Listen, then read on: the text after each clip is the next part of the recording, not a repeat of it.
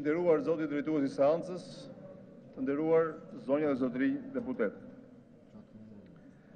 Ligji që përgjigjet qeveria paraqet sot është në vijim të përmbushjes së angazhimeve programore që sigurisht janë votuar nga ky kuvend në shtator të vitit kaluar.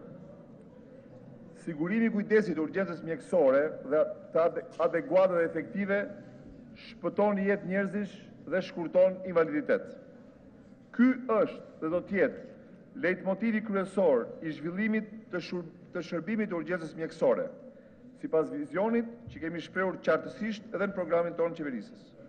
Dhe që ky projekt ligj që ju sillet sot për miratim është instrumenti bazë për vendosjen e këtij vizioni në shinat e një rrugtimi intensiv për të ofruar shërbimin e urgjencës mjekësore pranë qytetarëve shqiptar me standarde bashkëkohore, efikas, të shpejt, të sigurt dhe me cilësinë e kërkuar. Kapaciteti i një sistemi shëndetësor për të siguruar shërbimet e shpëtimit të jetës në mënyrë që të jetë efikase dhe efektive është një shenjë e maturimit të çdo sistemi shëndetësor të kujdesit për shëndetin në çdo vend të botës. Ka shumë arsye për të zhvilluar shërbimin kombëtar të urgjencës mjekësore. Qytetarët kërkojnë shërbim cilësor dhe rezultativ për ta dhe për të afërmit e tyre në rastet e një problemi shëndetësor me pasoja traumatike. Profesionistët e përkushtuar kërkojnë të ofrojnë shërbimin më të mirë të mundshëm për qytetarët e tyre dhe ndihen të frustruar dhe të kërcënuar kur nuk arrin të ofrojnë ndihmën e kërkuar profesionale për arsye të mungesave në burime dhe mungesës së mbështetjes. Politikanët dhe ekonomistët duhet ta shohin shërbimin kombëtar të urgjencës si një benchmark të maturitetit të shërbimit kombëtar shëndetësor. Gjithashtu, është edhe më e vështirë të tërheqësh investimet tuaja dhe të zhvillosh turizmin pa një sistem të zhvilluar të urgjencës mjekësore në veçantë. Ndërkohë që arsyet e sipërpërmendura e shohin zhvillimin e shërbimit të urgjencës mjekësore nga këndvështrime të ndryshme, ato bashkohen në një pikë, pasi e shohin mbrojtjen e shëndetit të popullatës si një mundësi dhe instrument për përmirësimin e standardit të jetesës, si një mundësi për rritjen e besimit qytetar ndaj strukturave të tyre qeverisë. Mjekësia e urgjencës, si një specialitet i veçuar brenda praktikës mjekësore, është një fushë relativisht e re. Përdorimi i personelit të aftësuar për dërguar kujdes mjekësor jashtë njësive spitalore është zgjidhja më optimale, e cila mundson pranimin sa më herët pas urgjence të kapaciteteve të përparuara të kujdesit tek pacienti. Edhe kështu, kjo fushë ka zhvilluar një bazë të fortë dhe të kënaqshme për shumë nga komponentët kyç të saj ndërmjet tjerave. Kujdes i hershëm dhe definitiv për kushtet e emergjencës do të thjeshtoj vuajtjet e pacientit dhe do të përmirësoj rezultatet në trajtimin e pacientit. Programi i trajtimit popullsisë për ringjalljen kardiopulmonare do të përmirësoj rezultatet në pacient për viktimat me arrest kardiak jashtë spitalit. Kujdesi ndaj viktimave të traumave në mjedisin paraspitalor do të zvogëlojë vdekshmërinë, sëmundshmërinë dhe handikapin e post-traumës. Përdorimi i defibrilatorëve në trajtimin e arrestit kardiak jashtë spitaleve nga personelet e specializuara do të rrisë në mënyrë të qëndësishme shkallën e mbijetesës. Pranimi dhe zbatimi i procesit standardizuar të sigurisë të cilësisë me zhvillimin e metodave të përmirësimit të cilësisë do të përmirësojë shpërndarjen e kujdesit shëndetësor dhe gjithashtu do të përmirësojë rezultatet në shëndetin e pacientëve. Këto metoda duhet që natyrisht të bazohen në një standard kujdesi të kuptueshëm nga publiku i gjerë. Administrimi i sistemit kombëtar të urgjencave mjekësore nuk është një punë e pjesshme.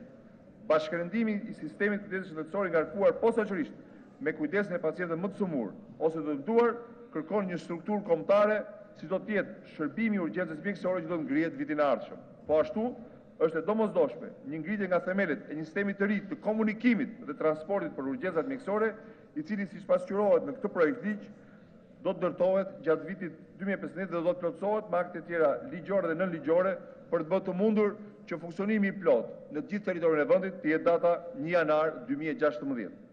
Shërbimi i urgjencave mjekësore në të gjithë vendin sot është i atachuar pranë spitaleve, ndërsa në Tiranë është i ndarë spitalori nga ambulatori dhe kemi një urgjencë pranë spitaleve universitare në Tiranë dhe në autoritetin shëndetësor rajonal.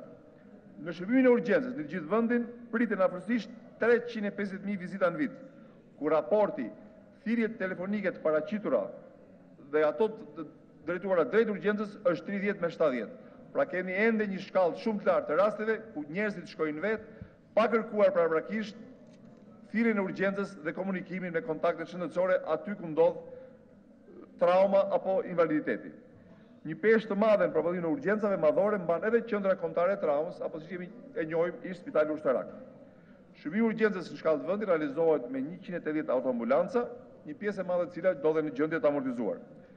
Për shkak të shkallës së ulët të shfrytëzimit të shërbimit të urgjencave mjekësore në përgjithësi dhe cilësisë së ulët të shërbimit të departamentet e urgjencës, bëhet i nevojshëm ndryshimi i sistemit shtetëror të urgjencës me qëllim përcaktimin e shërbimit garantuar falas për gjithë pacientët e shërbimit të urgjencave mjekësore në Shqipëri.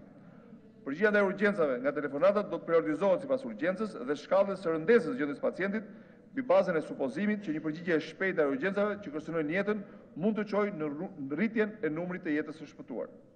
Një numër telefoni unik i promovuar në publik do të jetë në dispozicion për urgjencat shëndetësore. Thirrja do kalojë automatikisht nga operatorët e ndryshëm të telelisë fikse apo mobile në qendrën kombëtare të bashkëndimit koordinimit të urgjencave mjekësore. Në bazë të marrëveshjes që do të ketë për këtë qëllim, të gjitha kompanitë e komunikimit do të ofrojnë këtë komunikim falas për popullatën shqiptare. Të nderuar deputet, nga viti i ardhshëm, urgjenca mjekësore është një program buxhetor më vete në buxhetin e shëndetësisë, siç ju do të njiheni javën e ardhshme, siç deklaroi dhe kryeministri, të hënën qeveria sjell projekt buxhetin në kuvend. Siç është bërë publik edhe më herët, edhe me aktin normativ që ju miratuat në shtator, janë dhënë fonde shtesë pikërisht për të filluar që këtë vit hapat e parë për ngritjen e këtij sistemi. Është përzgjedhur godina ku do të jetë qendra kombëtare, po bëhet këtë vit preventivi për rikonstruksionin e saj dhe në buxhetin e ardhshëm janë përfshira fondet për këtë rikonstruksion.